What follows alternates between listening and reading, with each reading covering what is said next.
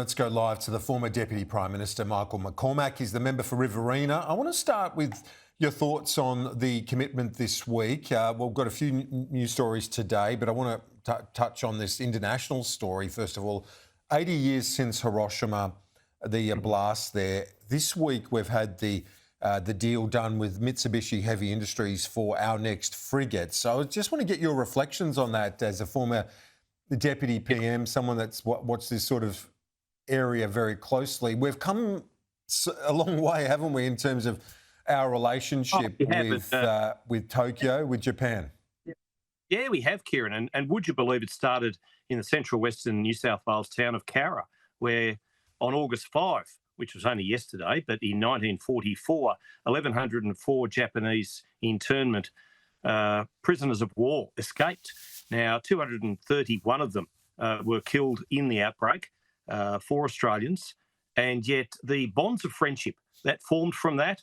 And then, of course, we had John Blackjack McEwen, the former country party leader, former Prime Minister, making sure that we renegotiated trade deals with Japan at a very, very difficult time between the two countries. Of course, the atrocities of World War II and what had been done in Sandakan and Hellfire Pass and Changi and elsewhere to Australian soldiers was still very raw in the minds of many, many Australians. And so that peace arrangement with Cowra, what Blackjack McEwen did, and of course what the government has done this week, it does show that there are very, very strong ties with Japan, as there should be.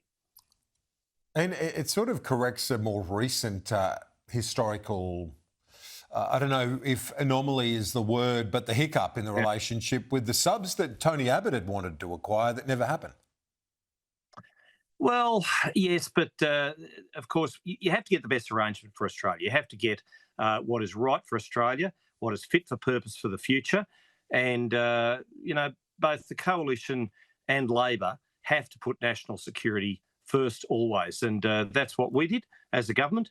Very much the current government has made sure that the AUKUS arrangements, made sure that this Japanese deal that has just been struck is the right thing for Australia. On to a few other stories, the Economic Roundtable, the Treasurer trying to manage expectations. Are you welcoming the fact that he's got a focus on reducing red tape, a focus on productivity? Well, what I want to see is what Labor actually does, not what Labor says it's going to do. And Jim Chalmers is very good at talking things up. They talked up the $275 power relief. Never happened.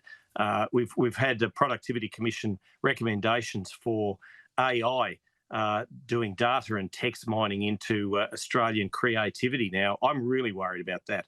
Now, I know the Treasurer has brushed this aside today and said, well, we can't pull the doona up and say this isn't happening. Artificial intelligence is here. But very much this could eat into all sorts of arrangements that people have with the creativity that they did. People like Colin McCulloch, Elaine Mitchell, Joan Lindsay, AC/DC, Cole Joy, the late, great Cole Joy, Eric Bannett, Nicole Kidman. We could go on and on. But this is very much their work. And now the big tech companies want it basically for nothing. This is a real concern.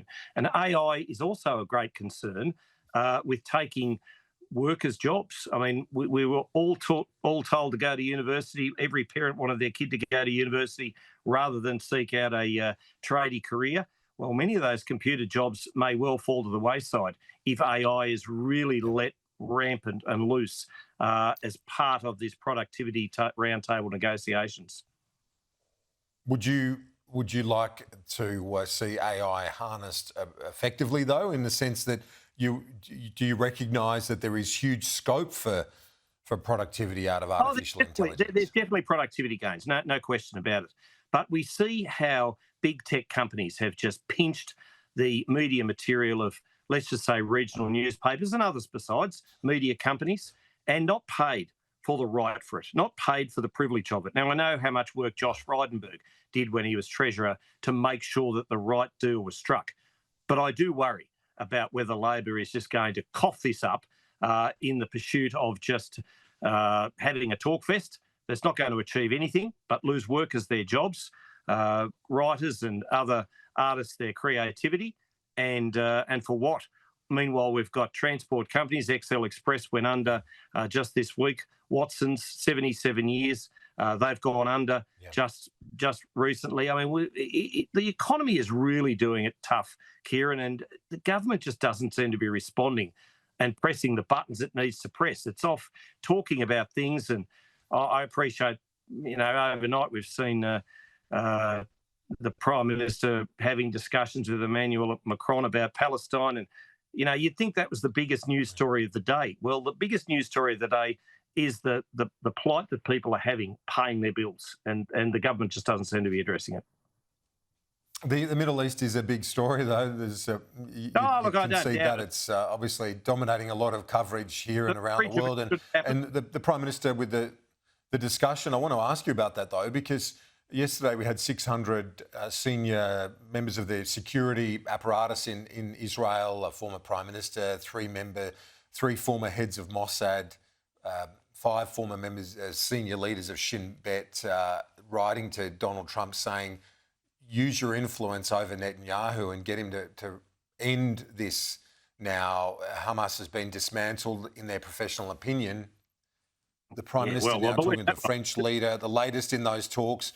What's your read on this? It looks like the momentum and the pressure on Israel continues. I believe the dismantling of Hamas when I see it. The hostages need to be released. We need to get these things in order, and we should not rush to reward. Let's never forget what happened on October 7, 2023. That bridge protest on Sunday was a disgrace. Let's be brutally honest. It shouldn't have happened. How much does it cost New South Wales taxpayers? How much does it cost the New South Wales economy? And Josh Lee, seriously, I agree with Chris. The bloke is a serial protester.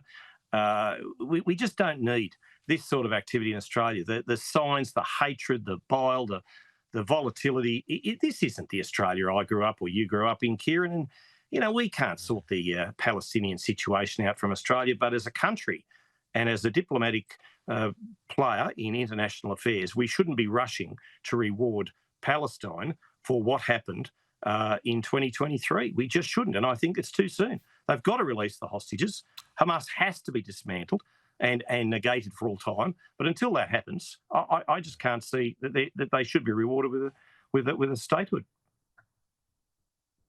Michael McCormack, thank you.